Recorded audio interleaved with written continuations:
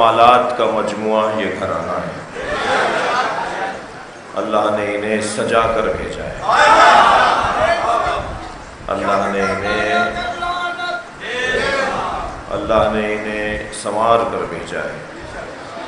میں بہت غور کرتا رہا کہ اللہ کریم ہے، چاہتا ہے ہم بھی کریم بنیں۔ اللہ غفار ہے، چاہتا ہے ہم بھی اپنے دائرہ کار میں رہتے ہوئے غفار بنیں۔ اللہ ستار ہے، وہ چاہتا ہے ہم بھی اپنے احباب کے درمیان ستار رہیں۔ مگر اللہ متکبر ہے، چاہتا نہیں ہے کہ ہم متکبر بنیں۔ تمام تر کمالات میں اللہ چاہتا ہے کہ ہم وہ صفتیں اپنائیں، مگر ایک صفت ایسی ہے جس میں وہ کہتا ہے کہ خبردار، الکبر و ردائی، تکبر میرے کپڑے ہیں۔ جنہوں نے تکبر کیا انہوں نے میرے کپڑوں میں ہاتھ ڈالا۔ اللہ ان سے شدید نفرت کرتا ہے جو متکبر ہو۔ اور ہم بہرحال اس تکبر کو مٹانے کے لیے بہت سارے کام کرتے ہیں، مگر مجلس اعضاء سے زیادہ اچھا کام کوئی نہیں ہے۔ مجلس اعضاء میں فیکٹری کا مالک بھی بیٹھا ہے، 2000 ایکڑ کا زمیندار بھی بیٹھا ہے، ککڑی لگانے والا، ٹھیلا لگانے والا بھی بیٹھا ہے، شہر کا موچی بھی بیٹھا ہوا ہے، ڈاکٹر اور انجینئر بھی بیٹھا ہے۔ ایک فیکٹری کا مالک جس کے 200 سے زیادہ فیکٹری میں ڈرائیور کام کر رہے ہیں، وہ مجلس میں بیٹھا ہوا تھا۔ اس کی فیکٹری کا ایک ڈرائیور کودتا پھاندتا آگے آ کے بیٹھا اور اپنے مالک کے آگے آ کے مجلس میں بیٹھ گیا، اور بیٹھتے بیٹھتے بھی اس نے لات مار دی، بے خیالی میں لات مار دی۔ اب یہ مالک مڑ کر دیکھنے لگا کہ یہ کون ہے، دیکھا تو اسی کا نوکر تھا، تو سوچنے لگا کہ اس کا ہاتھ پکڑ کر یہاں سے اٹھائے۔ فوراً حسین نے خیال ڈالا یہ تمہارا نوکر نہیں ہے،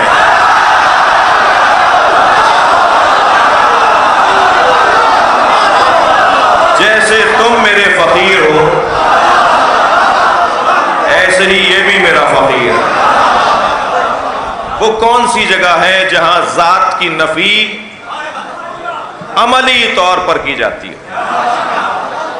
تقریر کرنا تو مجھے بہت اچھا آتا ہے، ہم بول تو بہت اچھا لیتے ہیں، مگر عملی طور پر بھی تو ثابت ہو کہ ذات کی نفی ہم کرتے ہیں، اپنی ذات سے ہاتھ اٹھاتے ہیں۔ وہ کون سی جگہ ہے کہ جہاں ہم اپنی ذات سے ہاتھ اٹھا لیتے ہیں؟ اسے کہتے ہیں عزاداری۔ ایک صاحب کہنے لگے کہ شب عاشور، شب نو محرم، مثلا شب اربعین جو مخصوصیاں ہوتی ہیں، جب تابوت برآمد ہوتا ہے، ذوالجنہ برآمد ہوتا ہے، جیسے آج بھی، اور جیسے علم کی برآمدگی ہوتی ہے، زیارتوں کی، تبرکات کی، تو مجمع ایک دوسرے کو دھکا دے رہا ہوتا ہے، ایک عجیب کیفیت ہوتی ہے، کسی کی کوہنی لگ رہی ہوتی ہے، کسی کا دھکا لگ رہا ہوتا ہے۔ اسے منظم کروائیں، اس کو ٹھیک کروائیں۔ وہ منظر جب ویڈیو وغیرہ میں آپ دیکھیں یا خود آپ شریک ہوتے ہیں تو جب آپ دیکھتے ہیں تو بہت زیادہ اچھا نہیں لگ رہا ہوتا۔ میں نے ان سے کہا کہ اس سے زیادہ ٹھیک ہو نہیں سکتا، اور یہی ٹھیک ہے۔ کہنے لگے کیا مطلب؟ میں نے کہا دیکھیں، جب کسی کو دھکا لگتا ہے تو وہ کچھ نہیں کہتا دھکے مارنے والے کو، یہ سوچ کر کہ یہ بھی عزادار ہے، میں بھی عزادار۔ یہ جو اپنی نفی، اپنی پسند کی نفی، اپنی ذات کی محبت، یہ سب ختم ہو جاتی ہے فرش عزا پر بیٹھنے سے۔ میں ایک بات کئی جگہ کر چکا ہوں، سوشل میڈیا کا دور ہے، تکرار ہو تو مجھے معاف کیجیے گا۔ میں اور آپ جس جگہ بیٹھے ہیں یہ اینک بدلنے کی جگہ ہے۔ فرش حسین پر بیٹھنے والے، عزائے حسینی میں شریک ہونے والے کی دید تبدیل ہو جاتی ہے، ہمیں وہ اینک لگا دی جاتی ہے جس سے حسین دیکھتے ہیں، ہماری سوچ بدل جاتی ہے، یہاں ہم اپنی اینکیں تبدیل کروانے آتے ہیں۔ خبردار کسی کو لمبا دیکھ کر بڑا مت ماننا۔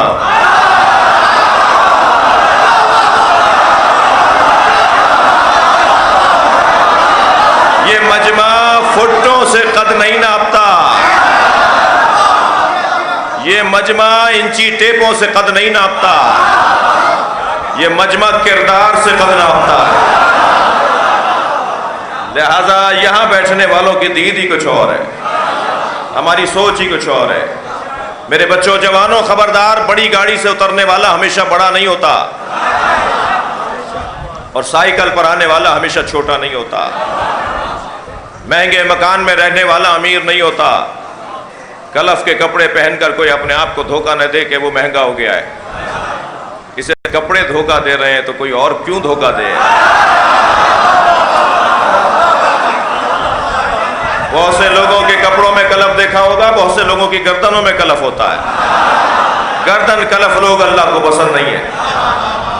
اور جتنا پیار میرے مولا علی نے مسکینوں سے, غریبوں سے کیا ہے, اللہ اکبر. مالک اشتر فرماتے ہیں, مالک اشتر خاندانی زمیندار تھے, آب و اجداد سے سردار قبیلے کے تھے. مالک اشتر فرماتے ہیں جب علی مسکینوں سے پیار کرتے تھے, مسکینوں میں بیٹھ کر خوشی کا اظہار کرتے تھے, تو میرے دل میں آرزو ہوتی تھی کاش میں بھی مسکین ہوتا. جو پیار علی ان سے کر رہے ہیں. تو خبردار کوئی مہنگے کپڑوں میں, بڑی گاڑی سے, بڑے بنگلے سے نکلنے والا ضروری نہیں ہے کہ وہ معتبر ہو. اعتماد, یہ مجلس اعتماد دیتی ہے فقیروں کو, یہ مجلس اعتماد دیتی ہے مسکینوں کو. کیا معلوم کہ جو مہنگے کپڑے پہنے ہوئے ہو, بڑی گاڑی سے اتر رہا ہو, وہ علاقے کا یزید ہو, اور کیا معلوم جس کا کالر ادھڑا ہوا ہے,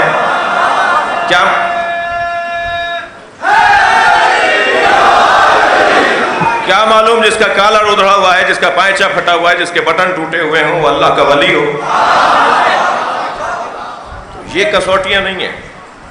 یہاں بیٹھنے والا وہ دیکھتا ہے جو حسین دکھانا چاہتے ہیں.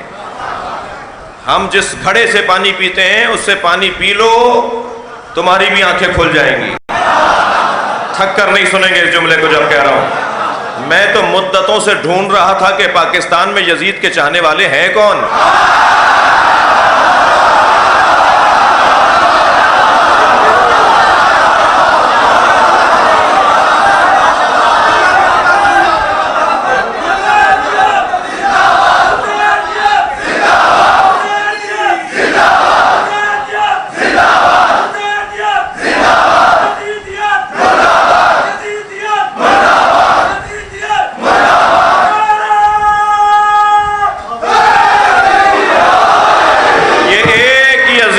بچانے چلے ہیں, ہم نسلوں کو برباد کر دیں گے. اتنا یزیدیت مرد آباد کہو کہ یہ سن سن کے مر جائیں.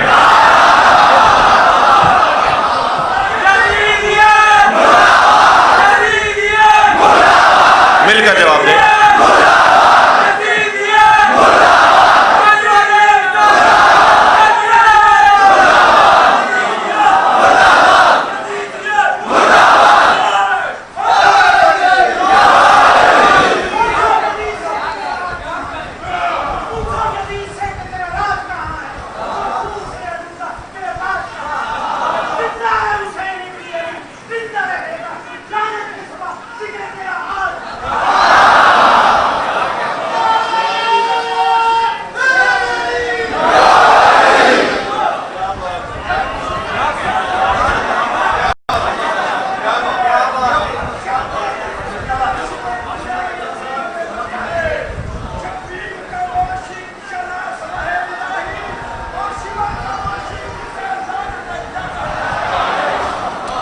بلند تر صلوات پڑھیں گے.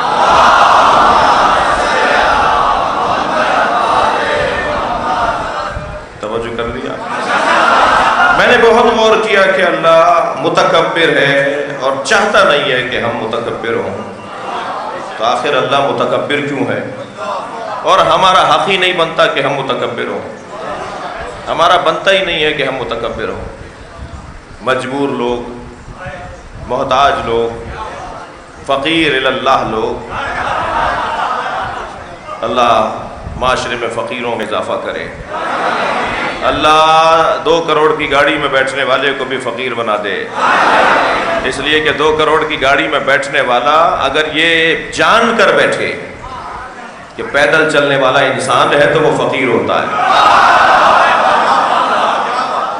تم اربوں کے مکان بناؤ, خربوں کروڑوں روپے کے مکان بناؤ, مگر جھگیوں میں رہنے والوں کو ذلیل نہ سمجھو, تو پھر تم بڑی گاڑی میں بیٹھ کر بھی فقیر ہو سکتے ہو.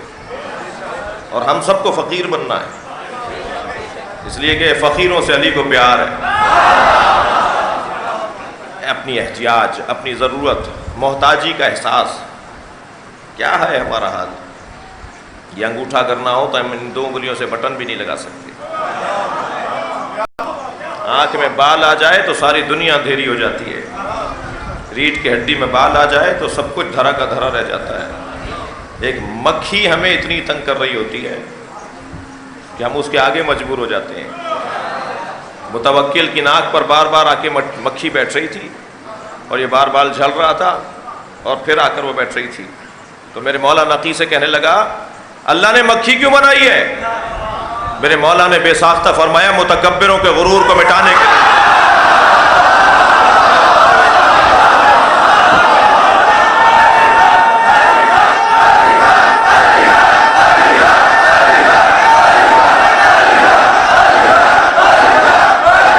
بلند تر صلوات پڑھیں گے محمد و آل محمد. وہ متکبر کیوں ہیں؟ میں نے بہت دیر لگا دی اس جملے کو کہنے میں کہ اللہ متکبر کیوں ہے. میں ایک طالب علم اپنی کم علمی کا احساس رکھتے ہوئے میں ایک طالب علم ایک جملے میں عرض کروں گا کہ اللہ متکبر ہے ہی اس لیے کہ اس نے محمد اور علی کو بنایا ہے.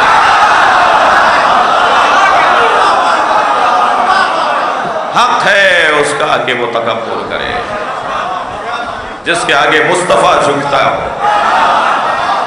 جس کے آگے علی جھکتا ہو، جس کا سجدہ مرتضیٰ کرتا ہو، جس کی بارگاہ میں سیدہ کھڑی ہو جاتی ہے، حق ہے کہ وہ اپنے آپ کو متکبر کہے. اس اللہ نے ہماری ہدایت کے لیے جو نظام بنایا ہے، بہت سے لوگوں کی آرزو ہے کہ ڈائریکٹ اللہ سے بات ہونی چاہیے. کونے خدروں سے آوازیں آتی ہیں، وسیلے کی ضرورت نہیں ہے. کبھی کوئی کہتا ہے کہ اللہ ہی کافی ہے. مجھے نہیں پتا کہ سب سے پہلے یہ نعرہ کس نے لگایا تھا کہ ہمیں کتاب خدا کافی ہے، مگر میں اتنا جانتا ہوں کہ جو بھی یہ بات کرے نا، یہ لب و لہجہ جس کا بھی ہو، آپ پہلا جواب تو اسے یہ دیا کریں کہ اپنا چہرہ ذرا آئینے میں جا کے دیکھو. تم اس قابل بھی ہو کہ ڈائریکٹ اللہ سے بات کرو. اللہ سے ڈائریکٹ بات کرنے والے کو محمد اور علی کہتے ہیں. یہ جملہ اگر کہیں تو نبی کہیں یا علی کہیں، کہ ہمیں کسی اور کی ضرورت نہیں ہے. جن کو ضرورت ہی نہیں تھی، توجہ چاہوں گا، ان کی کیفیت ذرا دیکھیے. حضرت عبداللہ ابن مسعود نے آ کر کہا یا رسول اللہ راز عطا کر دیجئے. سرکار اپنے بعض اصحاب کو اسرار دیتے تھے. مجھے ایک راز دے دیجئے، ایک سر دے دیجئے، ایک راز دے دیجئے جو میں محفوظ رکھ سکوں، جو میرے پاس ایک نئی چیز ہو. فرمایا جاؤ حجرے میں تمہیں راز نظر آئے گا. حضرت عبداللہ ابن مسعود رضی اللہ تعالیٰ عنہ فرماتے ہیں میں حجرے میں گیا تو دیکھا علی سجدے میں ہے، اور حالت سجدہ میں علی دعا یہ مانگ رہے ہیں اللہم اغفر للخاطئین من شیعتی بحق محمد.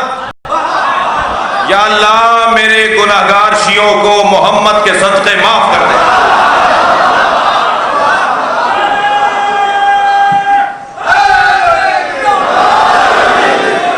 کہتے ہیں یہ جملہ، یہ علی کی مناجات سن کر میں باہر آیا تو میں نے سرکار کو سجدے میں دیکھا،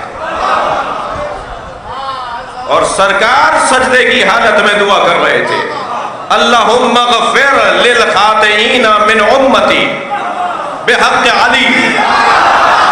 یا اللہ میرے گناہگار امتیوں کو علی کے صدقے معاف کر.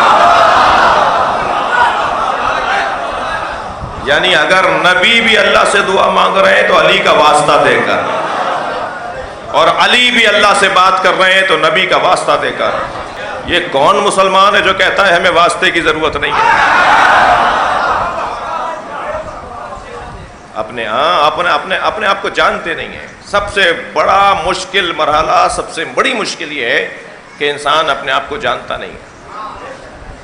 جان لیا ہوتا تو یہ باتیں نہ کرتے. اس اللہ نے ہمیں ایک نظام دیا ہے.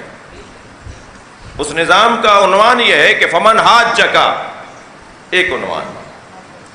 فمن حاجک فیہ من بعد ما جاءک من العلم،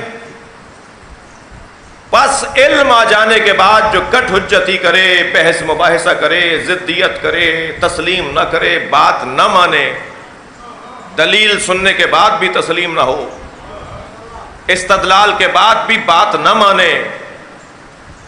یہی میں عرض کر دوں، اللہ کو نفرت ہے ان لوگوں سے جو دلیل سے بات نہ کرتے ہوں. میں پنجاب کے ایک شہر سے کراچی کے فضائی سفر میں تھا. مجھے معلوم ہوا اس جہاز میں فلاں مفتی صاحب تشریف فرمائے. میں نے اپنے دوستوں سے کہا جی ہماری سیٹ ساتھ کروا دیجئے، یہ 1-1.5 گھنٹے کا رستہ ہے، ذرا کچھ باتیں ہو جائیں. میں ان کے برابر میں بیٹھا تو سارے راستے بہت ساری باتیں ہوئیں. ان میں سے ایک بات میں نے ان سے یہ کہی کہ مفتی صاحب آپ اپنے دوستوں سے کہیے کہ ہمارے خلاف اسلحہ جو انہوں نے اٹھایا ہوا ہے وہ رکھ دیں. یہ قوم اسلحے سے ڈرنے والی نہیں ہے. یہ لوگ اسلحے کی بنیاد پر روب میں آنے والے نہیں ہیں، اور اس کا ہمیں کوئی نقصان نہیں ہوگا. اس لیے کہ اب سے 60 سال پہلے کینیڈا میں، امریکہ میں، آسٹریلیا میں، مغربی ممالک میں کوئی ایک امام بارگاہ نہیں تھا. تم نے پاکستان میں ہمیں اتنا مارا کہ ہم پوری دنیا میں پھیل گئے. کوئی شہر اب ایسا نہیں ہے کہ جہاں حسین کے چاہنے والے اور عزاداران سید و شہداء نہ ہو. تو میں نے ان سے کہا اپنے دوستوں سے کہیے کہ وہ اسلحہ رکھ دیں اور ہمارے خلاف قلم اٹھائیں، ہمارے خلاف قلم اٹھائیں، کتابیں لکھیں ہمارے خلاف. کہنے لگے بھائی بڑے جگر کی بات ہے، بڑی وسعت قلبی ہے، بڑے حوصلے کی بات آپ کر رہے ہیں.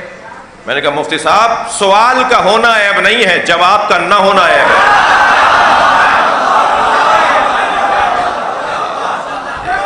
ہم سے بات کرو. میرے بچے جوان یہ میری بات سن چکے ہیں، سوشل میڈیا کا دور ہے. میں یہ امام ابا قبا کے ساتھ پوری دنیا میں پھرتا ہوں. اللہ نے کرم کیا ہے کہ سفر بھی معمولی نہیں ہوتے. کوئی دنیا کا ایئرپورٹ اور پاکستان کا نہیں ہے جہاں میرے برابر میں کوئی آ کے نہ بیٹھا ہو. آپ شیعہ مولوی ہیں، آپ سے سوال کر لوں تو میں پہلا جواب یہ دیتا ہوں کہ میں پہن کے اس لیے پھر رہا ہوں کہ آپ سوال کریں.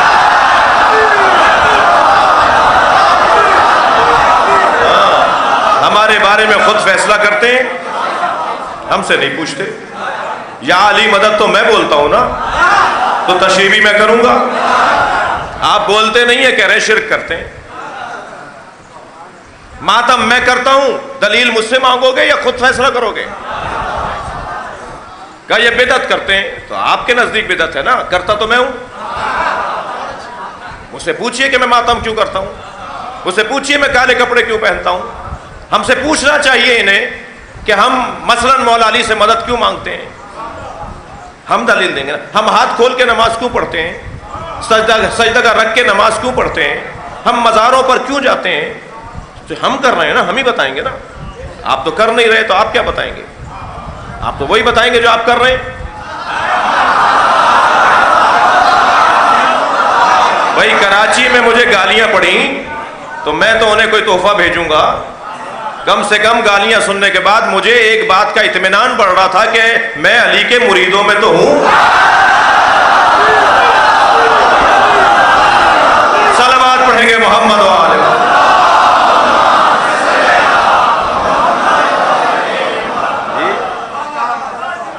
دلیل سے بات ہونی چاہیے، کٹ حجتی نہیں ہونی چاہیے، ضدیت نہیں ہونی چاہیے. خبردار، مسلمہ اسلامی مسالک کے مقدسات کی توہین کرنا حرام ہے. میرا یہ لاؤکاڑا کا ایک منتخب مجمع اور ایک بہت ہی بڑا اجتماع میرے ساتھ بولے اہل سنت کے مقدسات کی توہین کرنا. بولیے بھائی، اہل سنت، اور اس پہ عمل بھی کرنا ہے. اہل سنت کے مقدسات کی توہین کرنا، مگر بنی امیہ کی تعظیم ہم نہیں کریں گے.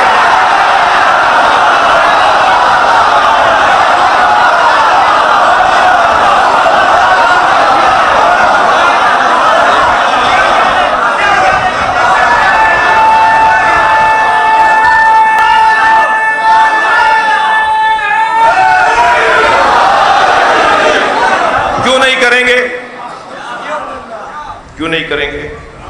اس لیے نہیں کریں گے کہ وہ اہل سنت کے مقدسات ہی نہیں ہیں.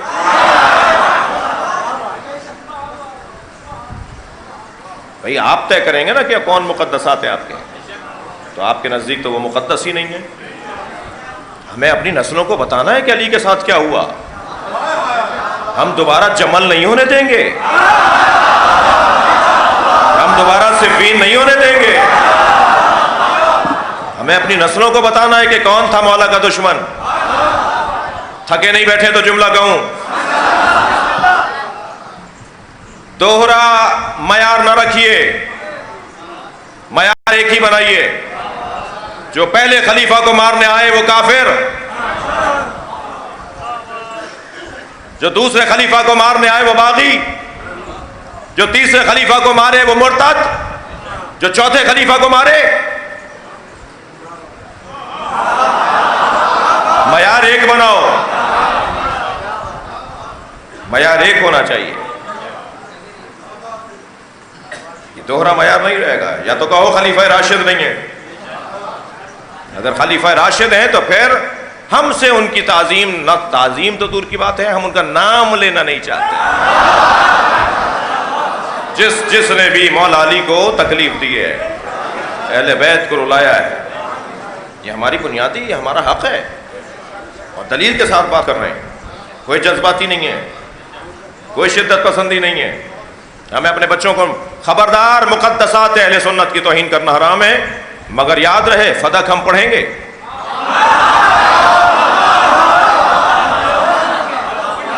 خلافت بلا فضل علی پر دلیلیں دیں گے۔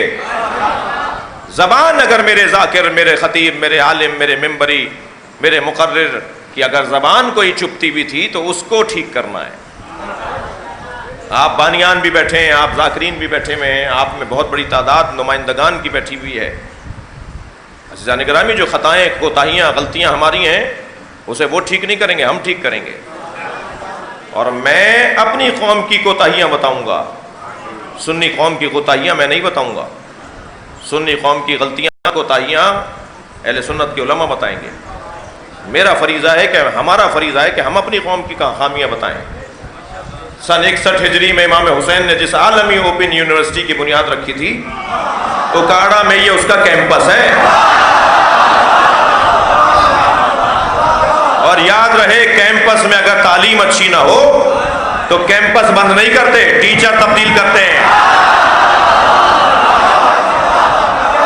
ٹیچروں کو معیاری بنا دیجئے۔ صلوات پڑھیں محمد و آلہ محمد۔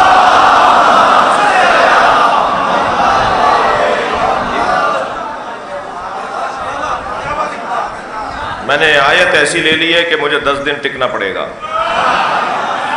جو ممکن نہیں ہے۔ فمن حاجک، خبردار دلیل آ جانے کے بعد بحث نہیں کرو، یا مانو یا منواؤ۔ دلیل نہیں ہے تو مان لو، ضدیت نہیں ہونی چاہیے، بحث و مباحثہ خواہ خواہ کا نہیں ہونا چاہیے۔ ضروری نہیں ہے کہ ساری باتیں کیونکہ شیعہ کر رہا ہے تو ٹھیک ہے۔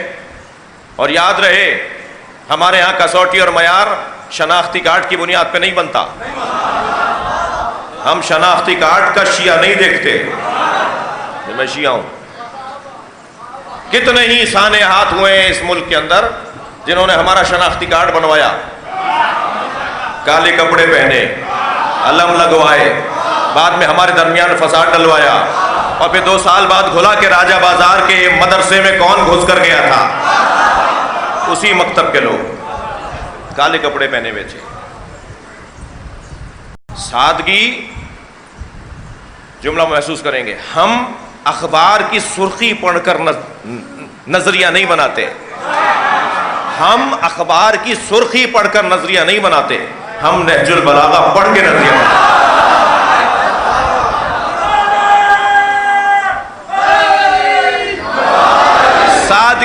سادگی، سادہ لوہی، یہ شیعہ کا کام نہیں ہے۔ اگر کوئی علی کا چاہنے والا ہے، اہل بیت کا مرید ہے، تو وہ سادہ لوہ نہیں ہوتا۔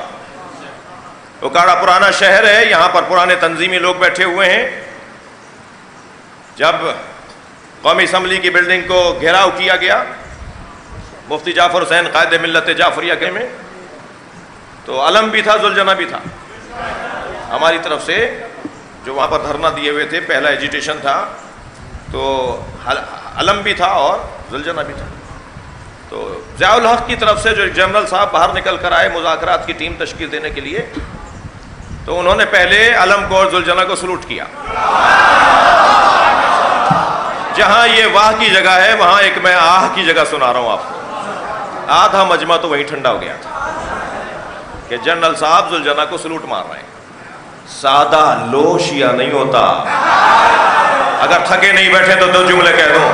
3 کمزوریاں جس میں ہیں وہ یا علی مدد نہ بولے.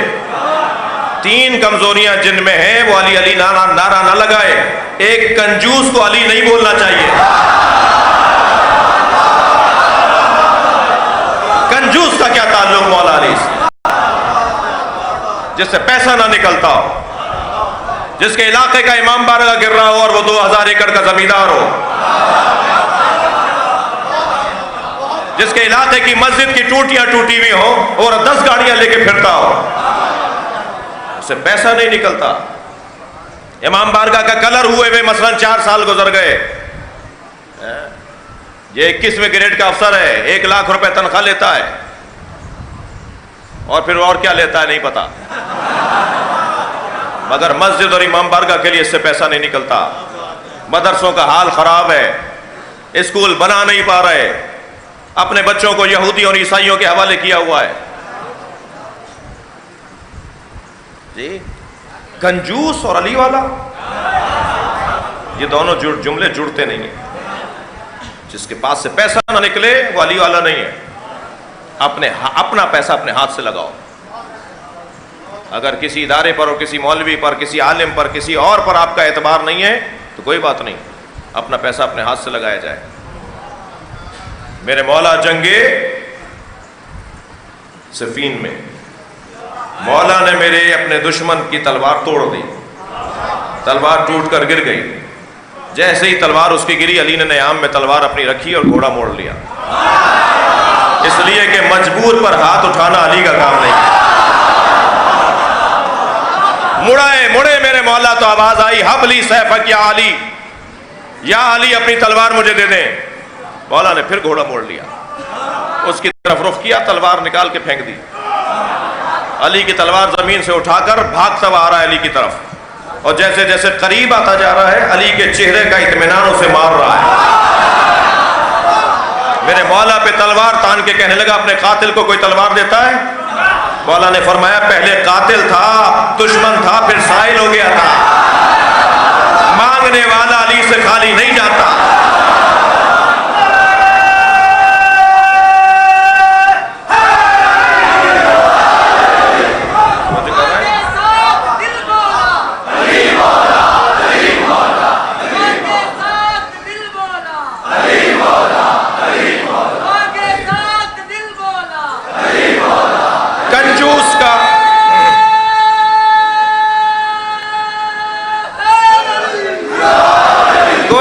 مولا علی سے کنجوس کا کوئی تعلق نہیں.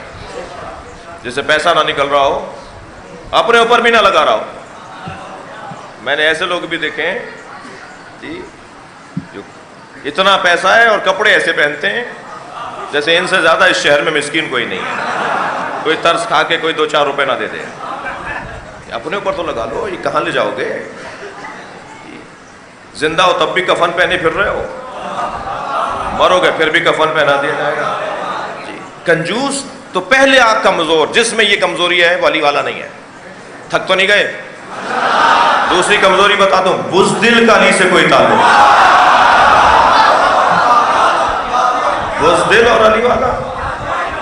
میں ایک سردار جی کا کلپ دیکھ رہا تھا, ایک سکھ سردار جی کہنے لگے, میرا پوتا روزانہ جب گھر میں ملتا ہوں اسے دیکھتا ہوں ادھر سے ادھر بھاگتا پھرتا ہے, کبھی صوفے پہ چڑھے گا, کبھی وہاں سے کودے گا, اور بھاگتے بھاگتے آوازیں لگاتا, یا علی یا علی. کہنے لگے میں نے اپنے پوتے سے پوچھا کہ بیٹا تم یا علی یا علی کیوں بولتے ہو؟ کہنے لگا, دادا جب یا علی کہتا ہوں میرے اندر طاقت آتی ہے.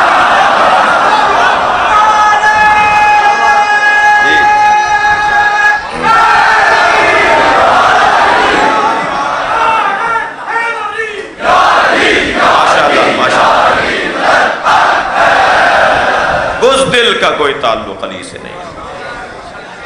میرے مولا جنگ صفین میں اپنے لشکر سے خطاب فرماتے ہوئے فرماتے ہیں خبردار, یہ جو شام سے لشکر آیا ہوا یہ تمہارا دشمن نہیں ہے. کہا مولا یہ تو ہمیں مارنے آیا ہے. فرمایا یہ تمہارا دشمن نہیں ہے, تمہارے اندر کا خوف تمہارا دشمن ہے. اندر کا خوف نکال دو پھر کوئی تمہارا دشمن ہی نہیں.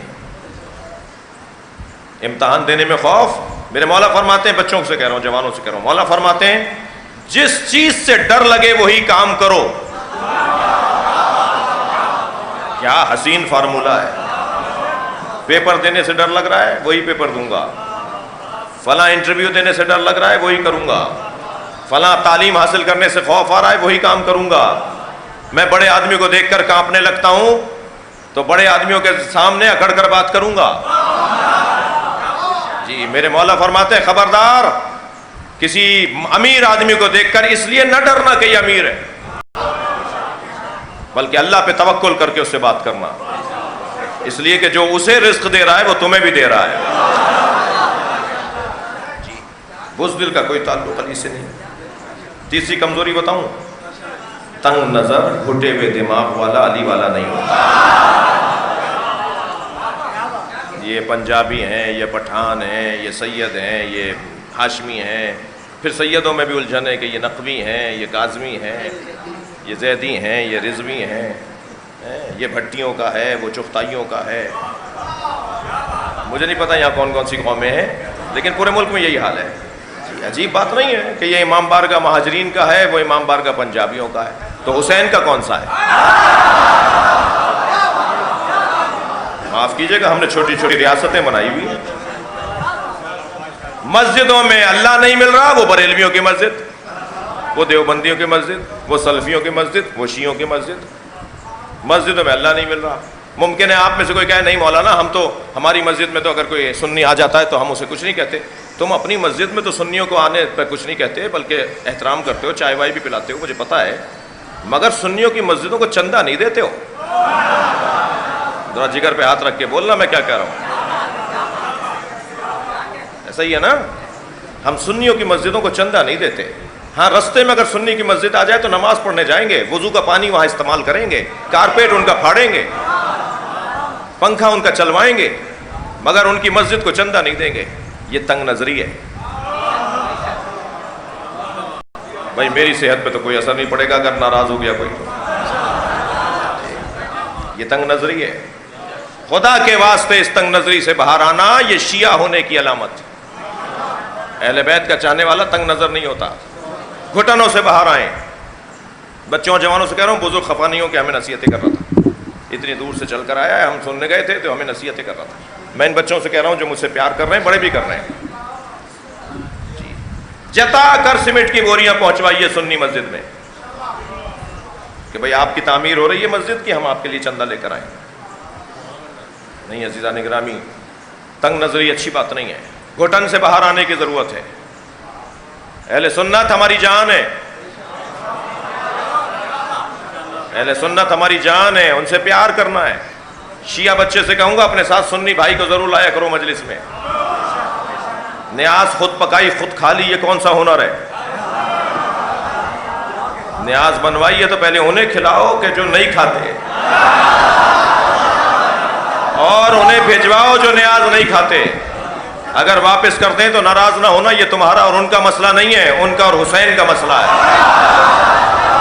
میں یقین سے کہتا ہوں 3 دفعہ سے زیادہ ضرورت نہیں پڑے گی نیاز بھیجنے کی. 4تھی دفعہ ان کی طرف سے نیاز آئے گی. ہم بھی نیاز کرتے ہیں. اخلاق سے بڑھ کر, خوش اخلاقی سے بڑھ کر کوئی تبلیغ کا طریقہ ہی نہیں ہے. ہمارے بھائیوں نے جماعت بنائی ہے تبلیغ کی, مجھے بڑا پیار ہے تبلیغیوں سے. مولانا کے لیے دعا گو رہتا ہوں, میرے بڑے ہیں, میرے عزیز ہیں, میرے عزیزوں نے, میرے بھائیوں نے تبلیغی جماعت بنائی ہے. میں آپ سے ایک آرزو کا اظہار کر رہا ہوں, پوری شیعہ قوم کو تبلیغ بنا دو. جہاں جاؤ اہل بیت کا پیغام. یہ کالے کپڑوں میں عزادار نہیں گزر رہا, حسین کے ذکر کا مبلغ گزر رہا. اس کی چال بتائے کہ کون ہے, اس کا رویہ بتائے کہ کون ہے. عزیزان گرامی تھک کر نہیں سنیے گا, ہم جس مولا کے دروازے پر بیٹھے ہیں نا, وہ مولا زمانے کو مڑ کر نہیں دیکھتا, موڑ کر دیکھتا ہے.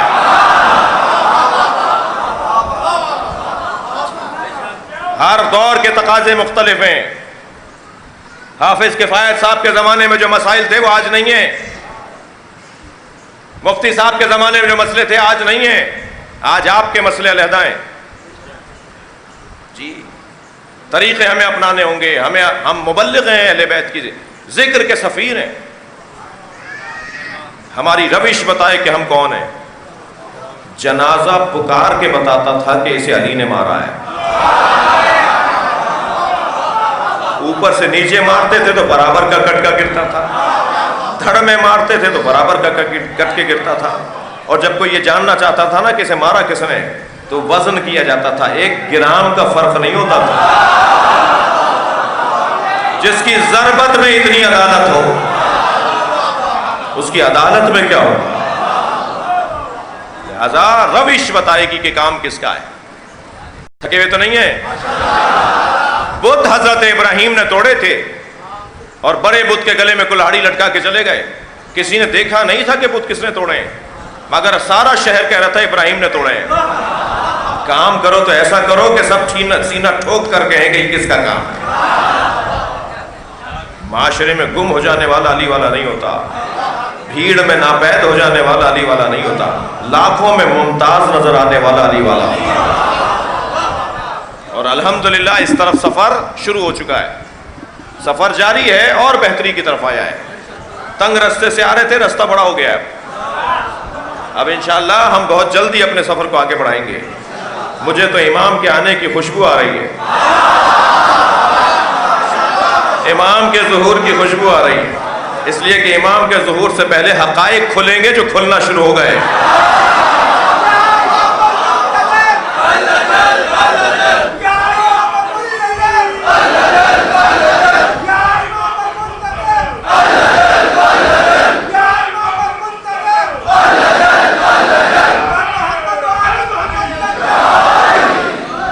فمن حاجک فیہ من بعد ما جاءک من العلم فقل تعالوا ندعو ابناءنا، جب بحث کر رہے ہوں اور دلیل نہ مان رہے ہوں تو میرے حبیب کہہ دو ہم اپنے بیٹے لاتے ہیں، تم اپنے بیٹے لاؤ۔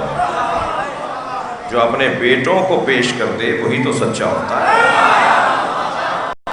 ہمارا تو یہی کہنا ہے نا کہ جہاد پر اپنے بیٹوں کو بھیجا ہوتا، تم نے لوگوں کو مروا دیا اس ملک میں، اگر سچے تھے تو اپنے بیٹے بھیجتے نا۔ ہم اپنے بیٹے لاتے ہیں، تم اپنے بیٹے لاؤ۔ ہم اپنی بیٹیاں لاتے ہیں، اس لیے علماء کرام بیٹھے ہیں، اس لیے کہ اگر ابن کے ساتھ نساء کا لفظ آئے تو اس کا ترجمہ بیٹی کا ہوگا، اور اگر رجل کے ساتھ نساء کا لفظ آئے تو اس کا ترجمہ عورتیں ہوگا۔ یہاں ابن کے ساتھ نساء کا لفظ ہے۔ ہاں، ہم اپنے بیٹوں کو لاتے ہیں، تم اپنے بیٹوں کو لاؤ۔ ہم اپنی بیٹیوں، کیونکہ بیٹوں کے بعد نساء کا لفظ ہے، ہم اپنی بیٹیوں کو لاتے ہیں، تم اپنی بیٹیوں کو لاؤ۔ اب اس کے بعد والا معمولاً ترجمہ نہیں کیا جاتا، کہتے ہیں ہم اپنے نفسوں کو لاتے ہیں، تم اپنے نفسوں کو لاؤ۔ تو بھائی یہ تو عربی کا ہے جملہ، اردو میں بولو نا۔ وہاں کہا انفسنا وانفسکم، یہاں ترجمے میں کہہ دیا ہم اپنے نفسوں کو لاتے ہیں، تم اپنے نفسوں کو لاؤ۔ تو ترجمہ کیا ہوا؟ ترجمہ تو کیا ہی نہیں تم نے، عربی کو ہی اردو بنا دی جی۔ ترجمہ کرو نا، ہم اپنے جیسوں کو لانا۔ بڑے لوگوں کی آرزو ہے کہ کہتے ہیں نبی ہم جیسے، اپنا قد دیکھے بغیر، اپنا چہرہ آئینے میں دیکھے بغیر کہتے ہیں نبی ہم جیسے۔ میں ان سے مخاطب ہوں، نبی تم جیسے ہیں؟ کیوں؟ آنکھیں دو ہیں، کیوں؟ ہاتھ دو ہیں، کیوں؟ پیر دو ہیں، کیوں؟ بھی جیسے ہیں۔ تو پھر میں کہہ دوں کہ فرعون تم جیسا ہے، یزید تم جیسا ہے؟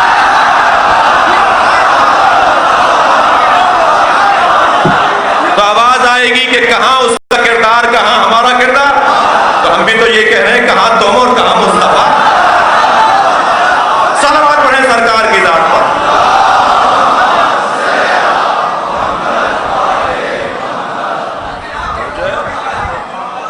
بڑے لوگوں کی آرزو ہے کہ وہ نبی جیسا اور نبی کو اپنے جیسا بولیں، مگر ایک ہی وجود ہے جسے اللہ نے نبی جیسا کہا، اور وہ علی کا وجود ہے۔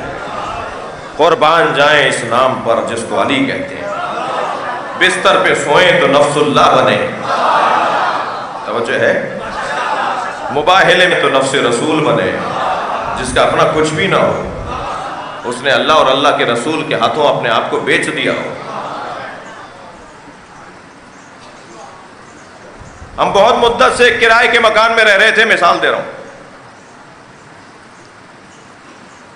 پیسے جوڑ کر اپنا مکان بنانے کی کوشش کی، مکان جیسے جیسے ہمارا بنتا چلا گیا ایسے ایسے حسد کرنے والوں کو آگ لگتی رہی کہ یہ مکان کیسے بنا رہا ہے۔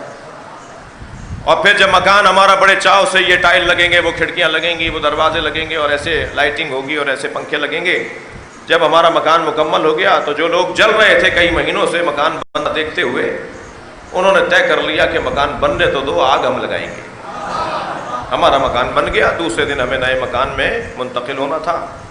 بڑی خوشی سے سب تیاریاں کر رہے تھے کہ کل ہمیں نئے مکان میں جانا ہے، فیملی کے لوگ، گھر والے، کہ آدھی رات کو دروازے پہ دستک ہوئی۔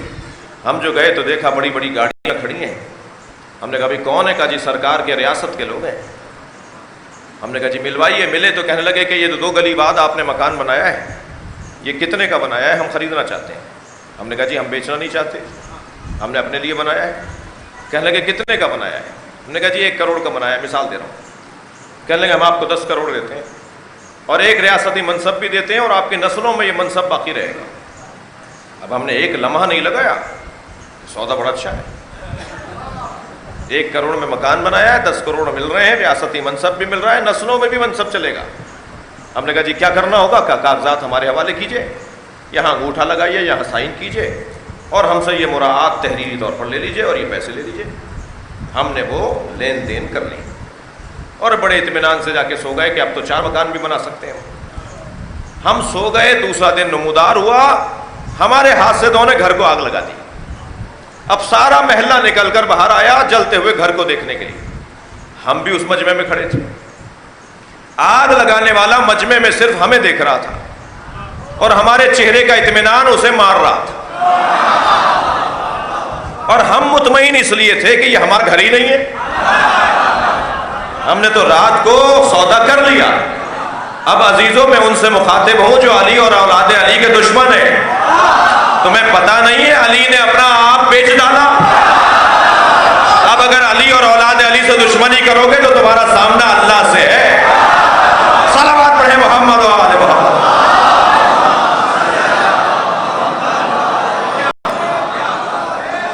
اور اللہ خوب جانتا ہے اپنے دشمنوں کو ذلیل کرنا۔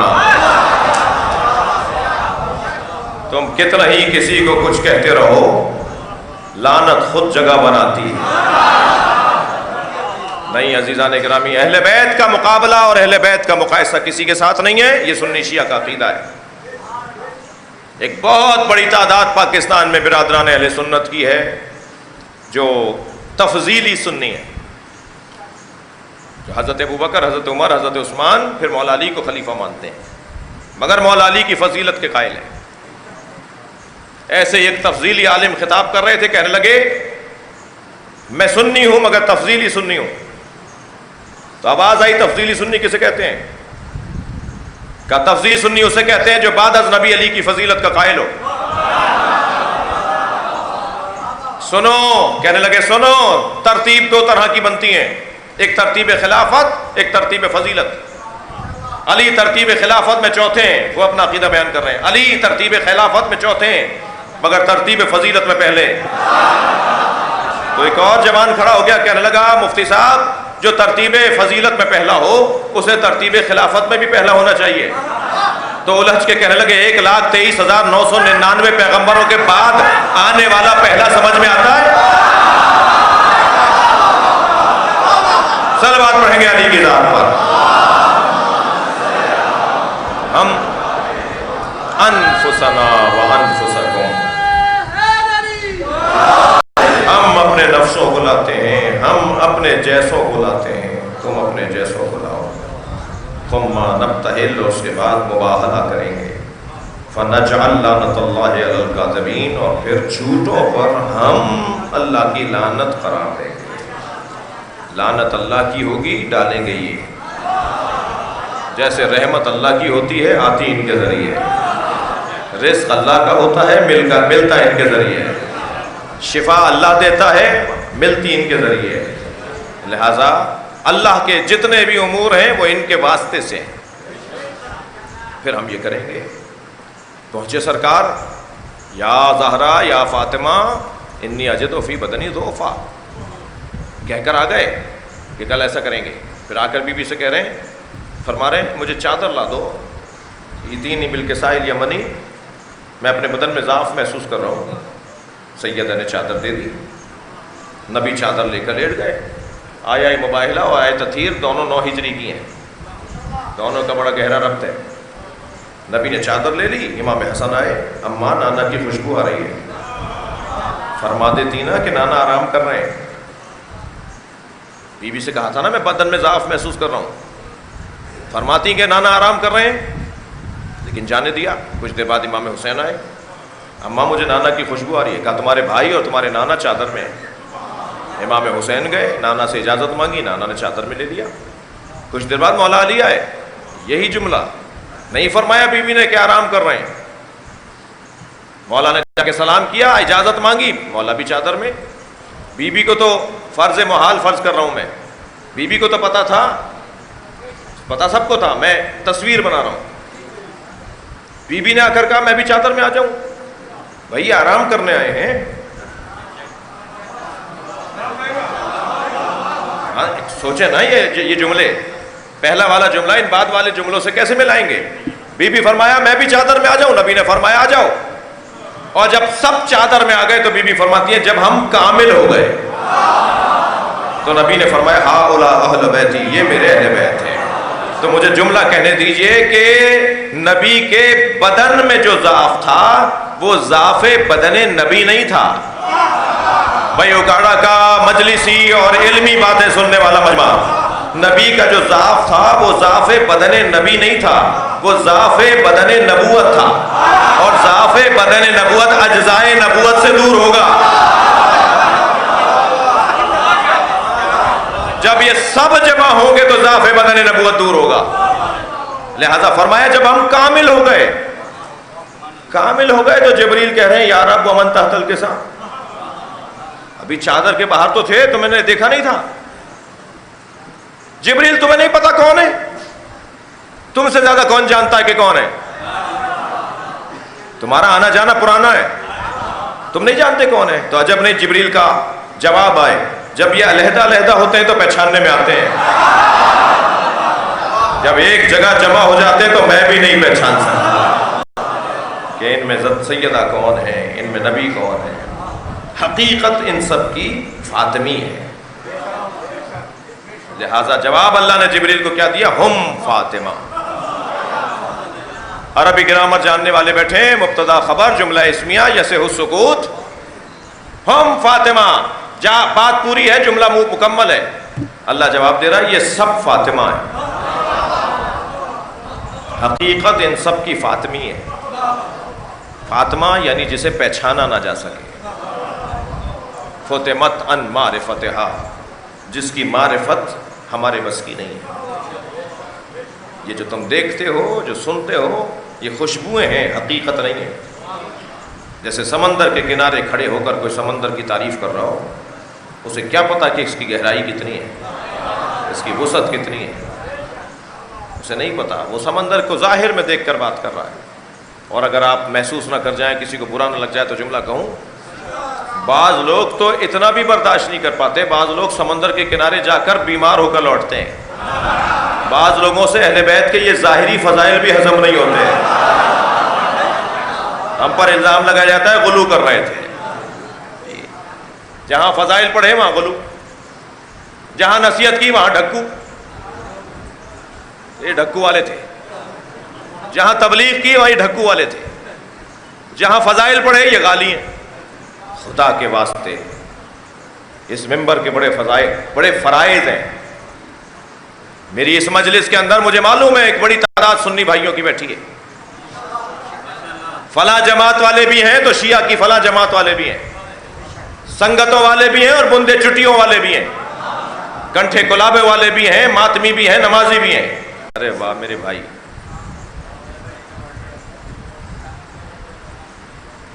تھوڑا اونچا بولیں گے۔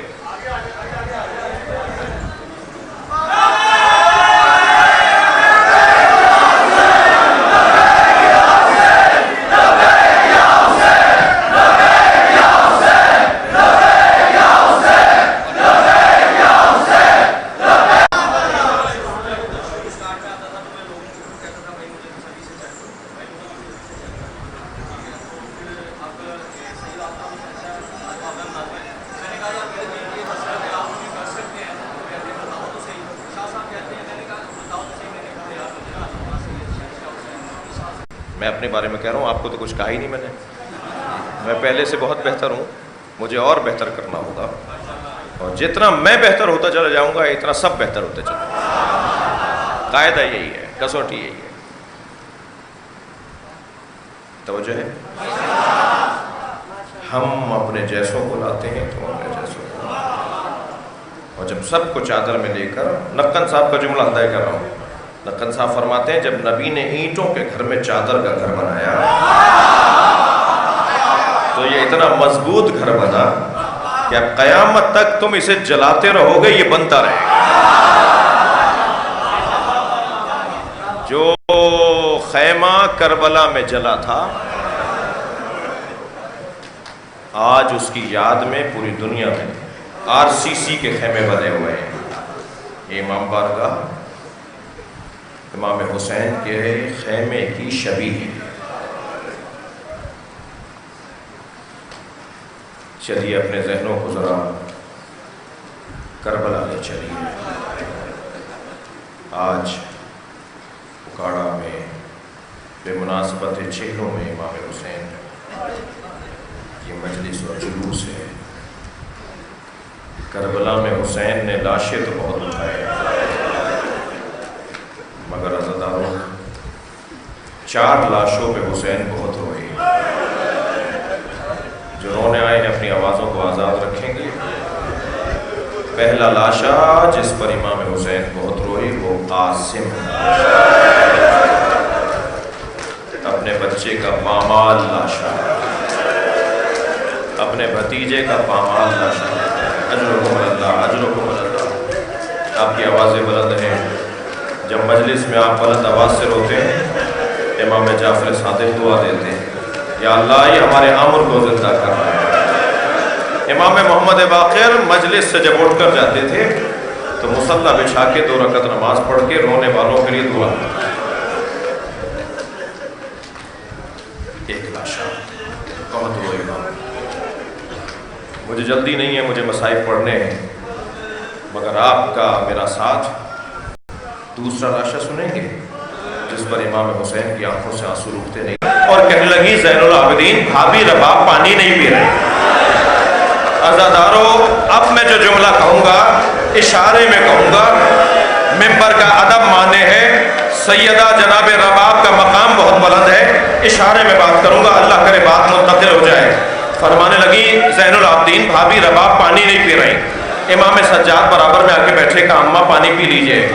حکم امام پا کر پانی پیا، کھانا کھایا، اور جب کھانا اور پانی لے لیا آدھی رات گزری تو جناب زینب کے برابر میں آ کے بیٹھی اور کہنے لگی مجھے علی اصغر یاد آ رہا ہے، میرا بچہ بھوکا مار دیا.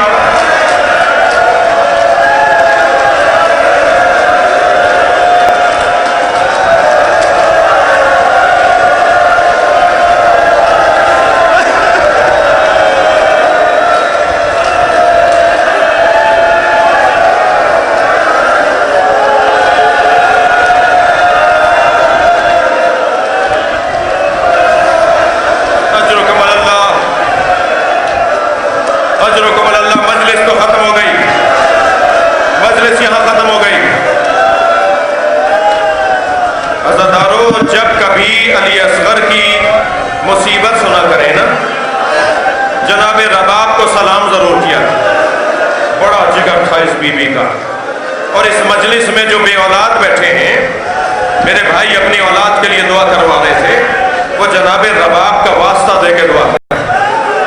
جن کے ہاں اولاد نہیں ہے یا اللہ تجھے جناب رباب کی قسم 2 ہی کمائیاں تھیں جناب رباب، ایک علی اصغر، ایک سکینہ. ایک کو اجلا سا کرتا پہنا کر امام حسین کی گود میں دے دیا، ایک کو زندان شام میں چھوڑ دیا. عزاداروں میرے ایک ہندوستان کے دوست بنارس انڈیا کے رہنے والے مولانا روح ظفر فرما رہے تھے کہ ان کے امام بارگاہ سے روز عاشور جلوس نکلتا ہے. ان کے امام بارگاہ سے ذوالجناح کا اور زری کا اور تعزیے کا جلوس نکلتا ہے جو کربلا میں جا کے ختم ہوتا ہے. کہنے لگے جلوس نکلا، ہم 4-6 دوست اس روٹ پر آگے چلے گئے جس روٹ پہ جلوس کو آنا تھا. کہنے لگے ہم آگے گئے تو چاراہے پر ہم نے ہزاروں کی تعداد میں ہندو عورتوں کو دیکھا. اور رش تھا، بڑی تعداد میں ہندو عورتیں کھڑی تھیں. جب قریب گئے تو ایک اور بات محسوس ہوئی، اور وہ یہ کہ ہر ایک کی گود میں دودھ پیتا بچہ ہے. کہنے لگے ہم اور قریب گئے تو ہم نے ایک عورت نے ہمیں آواز دے کر کہا بھائی مسلمان لگتے ہو؟ تو ہم نے کہا ہاں مسلمان ہیں. کہنے لگی بتاؤ بابا حسین کا جلوس کب آئے گا؟ تو میں نے ان سے کہا کہ تمہیں بابا حسین کے جلوس کا انتظار کیوں ہے؟ کہنے لگی تمہیں نہیں پتا آج ہم اپنے بچوں کو دودھ نہیں پلاتے، آج حسین کا بچہ بھوکا مارا گیا، جب تک تعزیہ دفنا نہ دیا جائے.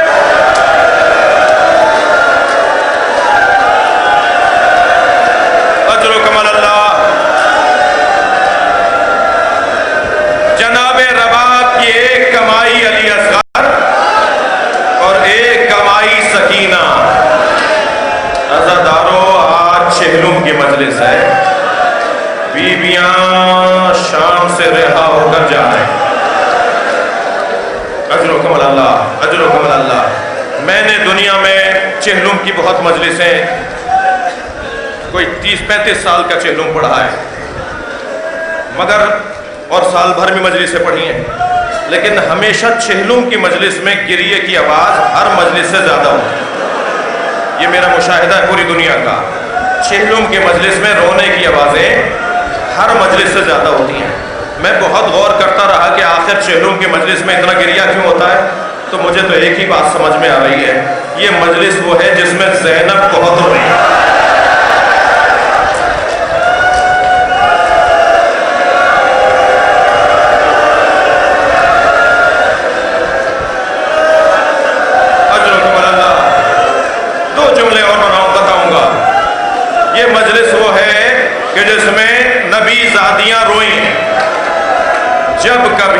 جب کبھی روتی تھی نا بیویاں تو تعزیہ نہ آتا تھا، ہاتھ اٹھایا جاتا تھا.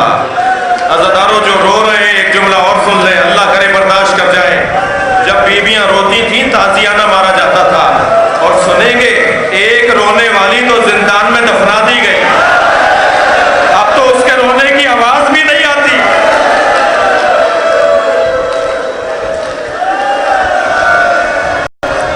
قافلہ تیار. میری بیوی نے فرمایا میں ان محملوں میں نہیں بیٹھوں گی جن پہ رنگین کپڑے لگے ہوئے ہیں.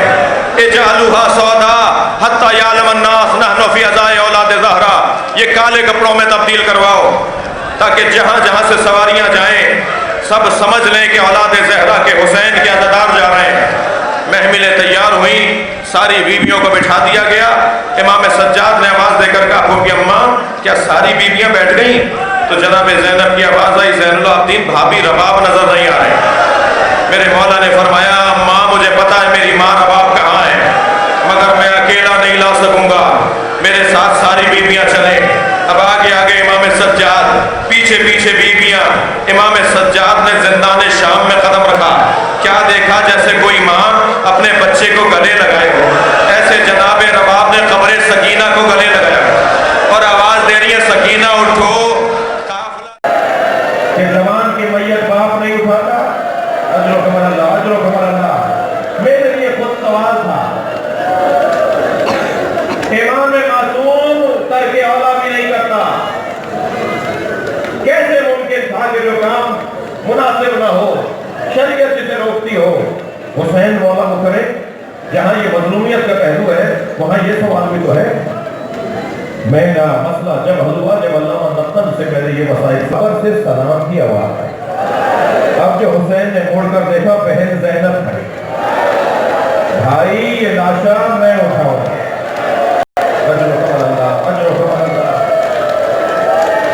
یہ دوسرا لاشا ہے جس پر حسین بہت روئے. عزادارو تیسرا لاشے کا نام سنیں گے، وہ ہے عباس. کٹے ہوئے بازو اٹھا کر چلے، لاشے پہ پہنچے تو حسین بہت روئے، بہت رو لیے. بڑی آواز بلند ہے، اللہ آپ کو اجازت عطا فرمائے. چوتھا لاشا سنیں گے. لاشا چھوٹا بہت تھا مگر حسین سے اٹھتا نہیں تھا. کبھی آگے جاتے تھے انا للہ، کبھی پیچھے آتے تھے رضا بقضائہ و تسلیما لامرہ.